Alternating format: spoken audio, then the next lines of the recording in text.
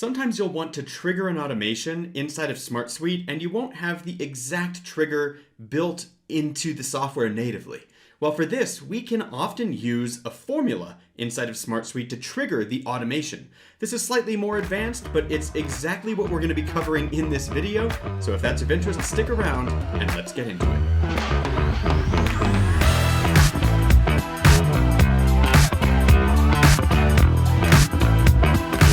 Alright, there's a lot to unpack here, so let's just start by hopping on into my screen, and I'm going to show you a specific scenario where we have a date time that we're trying to compare, and only when it meets certain conditions do we want to use a formula to trigger an automation. So let's hop on into it, and I'll show you what I mean. So here we have the last updated field. Inside of our last updated field, this exists inside of every record inside of SmartSuite. By default, this field is created when a new application comes into existence. And I've opted to include time here as well, just so that we can see better. So anytime I make a change to this record, the most recent change is going to be reflected in the last updated time field because it'll say, hey, a change was made. So here I am, I'm going to actually change the notes here. So I'll put new notes. And as soon as I save these new notes, you'll notice that my last updated time for this record is altered. It reflects the current time where I just updated those new notes. So this is the field that we're going to be looking at inside of our slightly more advanced formula here. So I've broken this formula into a couple of parts just so that it's easier to follow along. Now the first part, I'm including a formula here where I'm adding 24 hours. So this formula is saying, take that last updated field that I was just sharing on my screen, add 24 hours to it. So this is a date add field. The parameters it takes, obviously we need to start with a date time. Then we have a number that we want to increase by, and then we have to tell it what that number represents, minutes, seconds, hours, etc. So here, when we look at the output here, we can compare the output in the last update from 24 hours following the last updated field. So I have December 26th, 1:25 p.m., and what would you expect? December 27th at 1:25 p.m. So that's how this field is going to calculate. Anytime a change is made here, it's going to be reflected here 24 hours later because we're adding 24 hours onto that update time.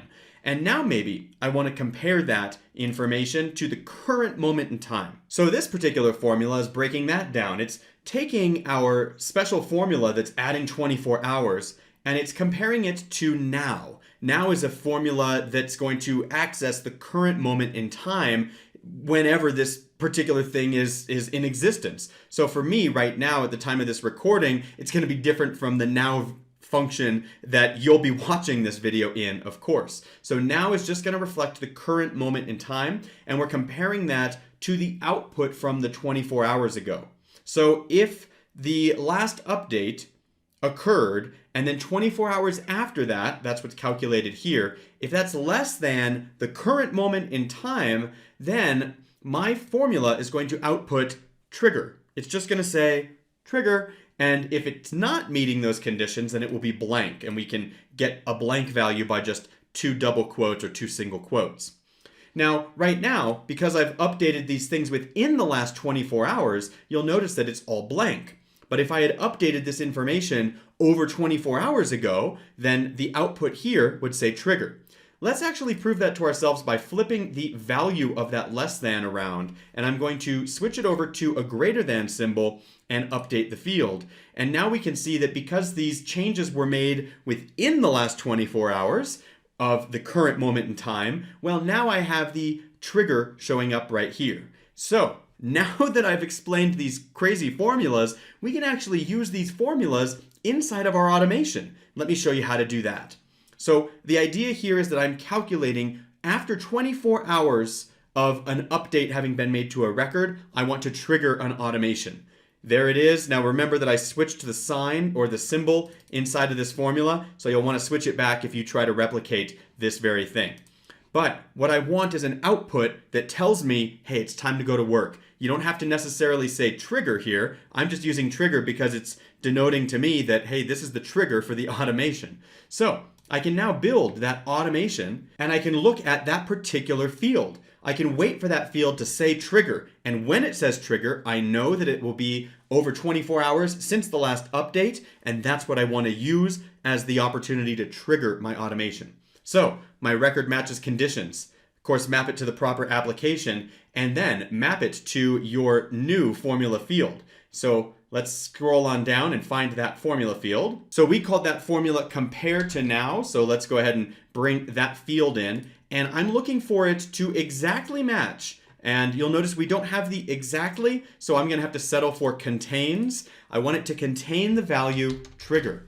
And so I know that this will be the output of the formula after 24 hours have passed since the last update. And now I have created a trigger for my automation that leverages or uses the formula output in order to know that it's time to do the magic. So this is how you can use formulas in tandem with automations. But of course, the other side of this is that you cannot write information to a formula field. So you will never try to update a record in the formula field itself. So if a further step of this automation were to update this record, just note that you can't update a formula field because it derives its value from the formula itself. So we'll never actually edit data in a formula field, but we can definitely use it to do fun things like this, like triggering off of a way that we wouldn't have had access to otherwise.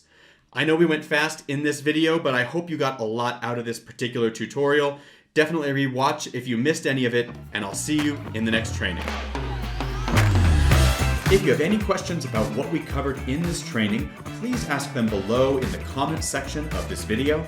And until then, we'll see you in the next training.